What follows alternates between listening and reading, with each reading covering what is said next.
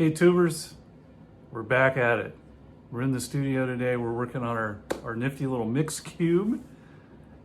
And we're gonna tune it up, do some EQing on it with Room EQ Wizard, programming it up with Sigma Studio, which runs on a PC only. Definitely a Mac guy. Stay tuned. Let's make this thing sound great. All right, so one of the first things we're going to do is just verify that Sigma Studio is actually talking to our chip. So the way we're going to do that is we're going to run a little bit of pink noise up, and then we'll just kind of, either tweak with the crossover or whatever, just to verify that we are indeed making adjustments in real time. So let's do that.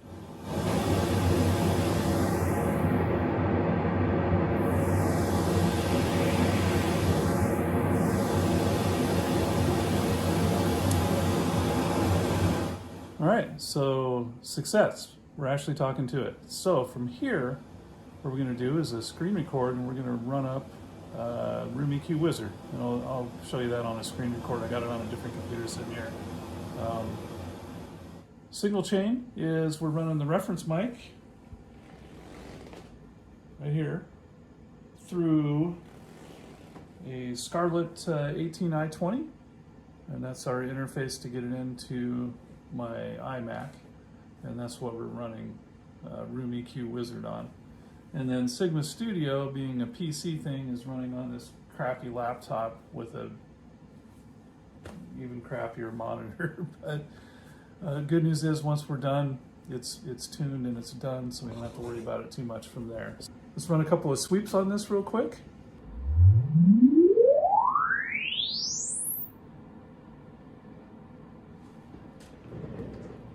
Just to hear more level.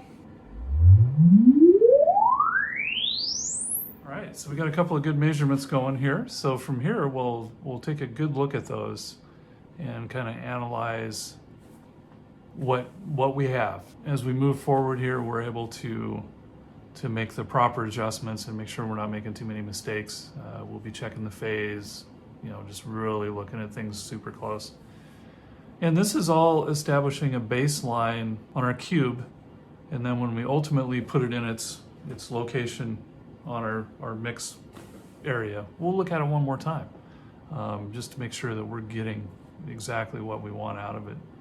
And in my opinion, that's super critical, and I can't imagine implementing a set of studio monitors into your environment and not testing them and making sure that, they're not lying to you and that you're getting a good response. So.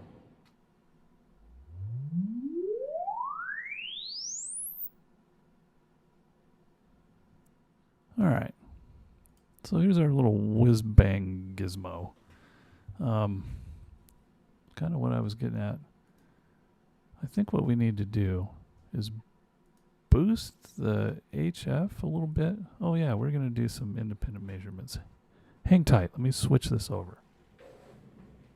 Now this one should be low frequency only. Let's see if that's how this comes together here.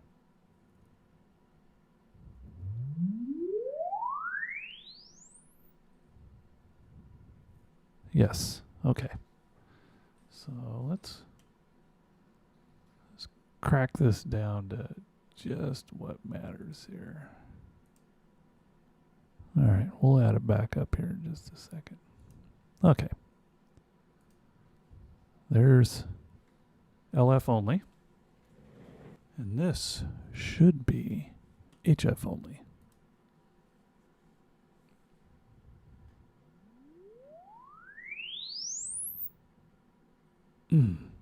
Looky there. Okay. I'm probably going to have to mute those down a little bit. All right. So basically what I'm seeing here is that our net crossover is about 2.4. Not bad. I could definitely live with that. I think we got our HF set at -6. I think we need to boost that to 0 on the crossover. So let me do that. All right, perfect. Now, so we got our mid-range to come together. Let's look at both. Let's get the full spectrum thing going on here. That's where we don't care about where we were. We're always moving forward here. All right, so we got the LF back in it here. Let's see where this goes.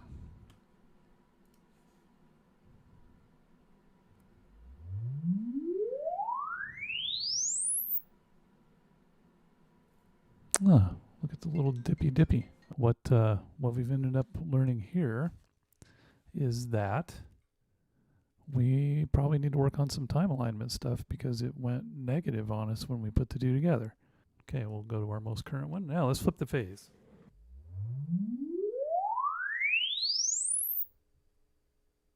Ooh, well, isn't that sexy? So now we've learned that it generally wants to be in phase. And it looks like, let me check the EQ and see if there's anything going on there. Let's check that. Well, so far everything is pretty subtractive there. I feel like we could maybe start about 10K and drop one off. Maybe a little bit below that. Maybe 9K. Let's do a little 9K EQ here and see what that does.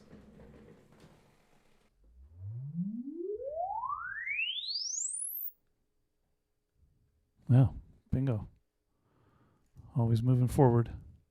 Well, look at that. That's much better. So that was our 9K EQ. Let's see if we can drop one in at 6.18.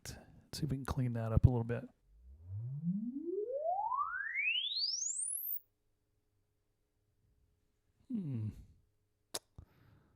I feel like I might have been slightly aggressive with that, but it's not too bad. 4K. Let me make sure I'm not cutting anything at 4K.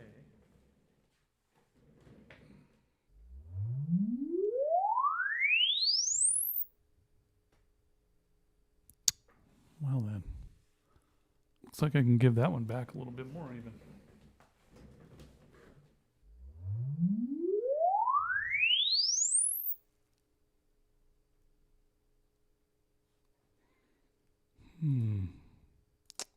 Well, it looks like maybe if I just drop the frequency a little bit, that'll make it more better.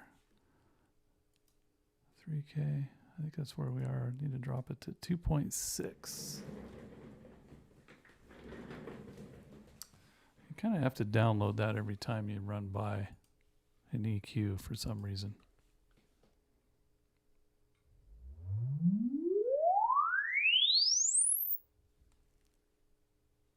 Oh man. I'm not winning here. 3.1, 3.23.